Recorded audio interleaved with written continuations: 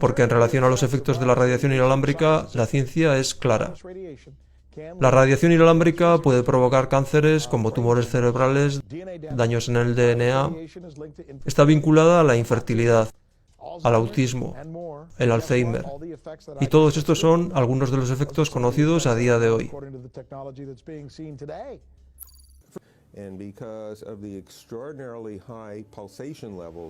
Debido a la frecuencia que está siendo utilizada y debido a los niveles extraordinariamente altos de los pulsos utilizados, la amenaza para nuestra salud es mucho mayor que con la tecnología anterior, que de por sí ya es importante.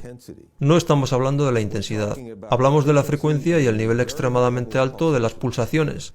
Hay numerosa literatura que muestra que las pulsaciones de los campos electromagnéticos oscilan arriba y abajo muy deprisa, y en la mayoría de los casos son biológicamente mucho más activas que los campos electromagnéticos sin pulsaciones. Todo aparato inalámbrico emite pulsaciones, pero la industria ignora completamente este hecho. El problema con el 5G es que están poniendo decenas de millones de antenas por todas partes sin hacer un solo estudio de seguridad. ¿Quiere usted decir que, los consumidores, estamos siendo utilizados como cobayas, debido a que no se han comprobado los efectos a menor escala?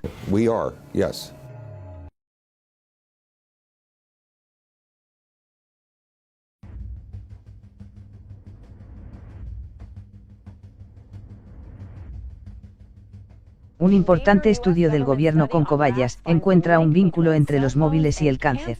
El primer estudio que vincula la radiación de los móviles al cáncer. 2 décadas, 30 millones de dólares. Un estudio federal publicado hoy concluye que hay cierta evidencia de un vínculo entre la radiación de la telefonía móvil y el cáncer cerebral. Es un estudio de 25 millones de dólares, realizado en cobayas, supuestamente dirigido a demostrar que no hay efectos de la radiación aparte de los térmicos. Y de hecho, demuestra exactamente lo contrario. Y sigue la senda marcada por 2 grandes estudios sobre animales, que dicen exactamente lo mismo. El estudio fue diseñado de modo que no quedara nada sin analizar, que no hubiera ninguna duda.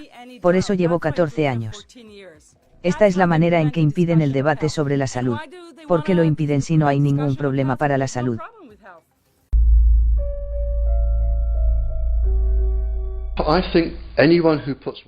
Pienso que cualquiera que instale Wi-Fi en una escuela debería ser encerrado para el resto de su vida. Lo pienso de verdad. Creo que no debería andar en este planeta, porque no ha mirado las investigaciones, y cualquier aliciente que le mueva no compensa los problemas genéticos que los padres van a encontrar al nacer sus hijos.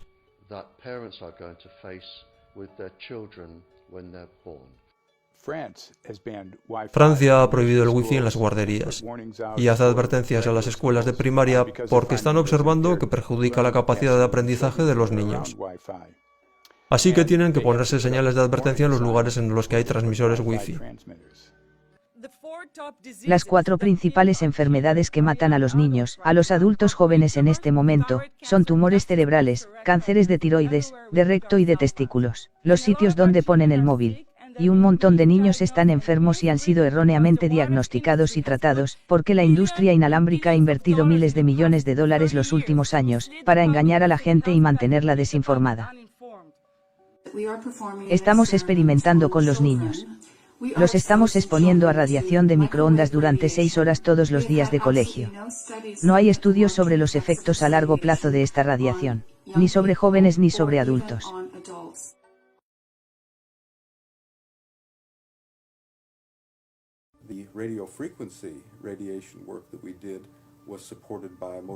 El trabajo sobre radiofrecuencias que hicimos fue apoyado por Motorola. La relación fue realmente muy cordial y distendida, pero solo hasta que empezamos a obtener datos. Esta gente se mostró muy disgustada y comenzó a hablar del modo en que iban a manejar esto, qué tipo de matices iban a introducir en aquello, qué podíamos esperar de lo otro, y a partir de ese momento la relación cambió. Lo que vimos es que Motorola comenzó a ejercer cada vez más control sobre el trabajo, diciéndonos lo que teníamos que hacer, diciéndonos cómo escribir los resúmenes, qué decir en los resúmenes, qué decir en los artículos, cómo hacer el trabajo. No hagáis esto, hacedlo de esta manera. Era algo inaceptable. Había finalizado nuestro estudio sobre el daño en el DNA y envié el informe final a Motorola. Simplemente no estaban dispuestos a aceptar mi interpretación de mi estudio, mi evaluación de mi estudio, mi conocimiento científico en la materia, e intentaron convencerme para que no publicara el estudio.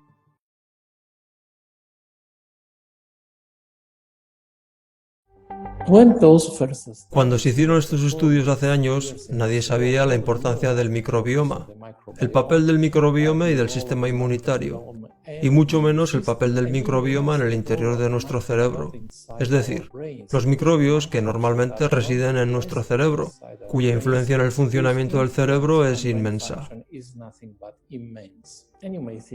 Siempre hemos pensado que cuantos menos microbios, mejor.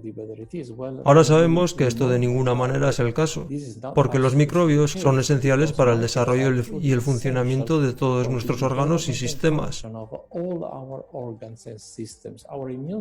Nuestro sistema inmune se fundamenta en los microbios que residen en nuestro intestino, y los microbios influencian también el funcionamiento del cerebro. Esto va a extirpar el DNA microbiano de los seres humanos, que es en realidad nuestro sistema operativo. Según experimentos de laboratorio, no va a afectar el DNA humano, pero dado que el DNA humano es menos del 1% del DNA celular del cuerpo humano, el resto de DNA celular es microbiano. Y puesto que sabemos que esta tecnología va a extirpar el DNA microbiano, de lo que estamos hablando es de la sustracción del sistema operativo de los seres humanos.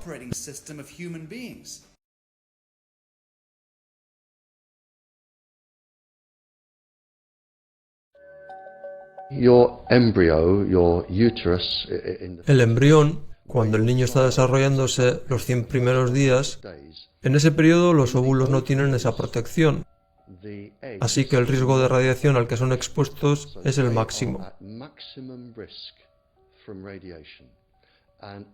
Durante el primer mes aproximadamente, ni siquiera sabes que estás embarazada. No vas a tomar precauciones. Este es el periodo de mayor riesgo. Darás a luz una niña, cuyos ovarios están ya contaminados. Puede que sea normal, o que genéticamente se encuentre dañada, pero sus ovarios se encuentran en el mayor de los peligros. Así que cuando crezca y quede embarazada y tenga una hija, cuando esta hija genere ovarios y sea fertilizada, el gran riesgo aquí son sus nietos. Es entonces cuando va a ser más evidente.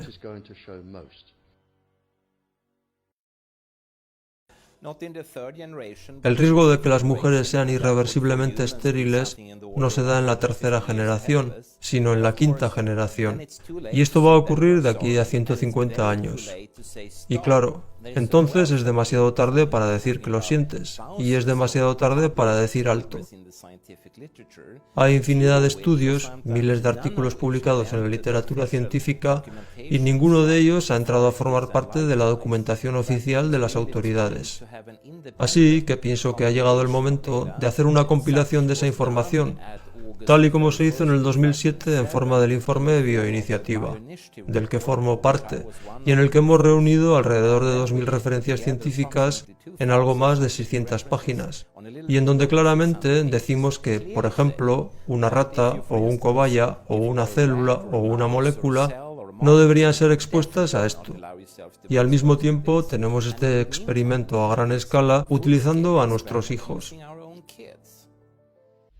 El DNA de tu organismo, tu DNA mitocondrial, puede ser rastreado en tu madre, en su madre y así sucesivamente hasta el inicio del género humano en África, durante la Edad de Piedra. No se ha modificado, y es algo que no se modifica en tu descendencia. Lo que quiere decir que si le provocas un daño, tu hijo puede sufrir daños genéticos, y después sus hijos, y los hijos de sus hijos, para siempre. Estás condenando a las generaciones futuras de cada uno de los niños.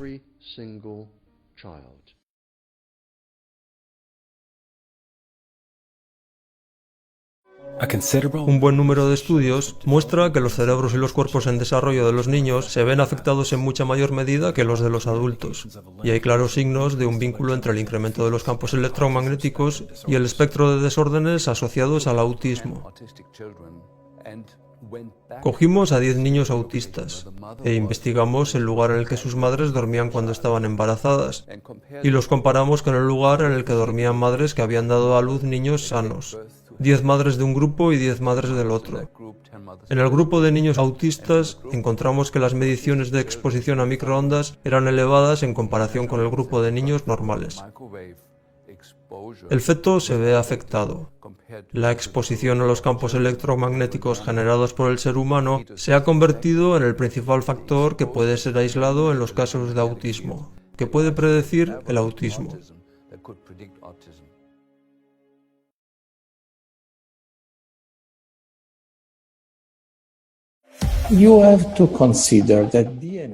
Tienes que tener en cuenta que el DNA funciona también como una antena de fractales, capaz de enviar, recibir y procesar señales en forma de radiofrecuencias. No hay duda de que las radiofrecuencias, como las emitidas por las torres de telefonía y en concreto las nuevas torres que emiten a mucha mayor densidad de señal, pueden interferir la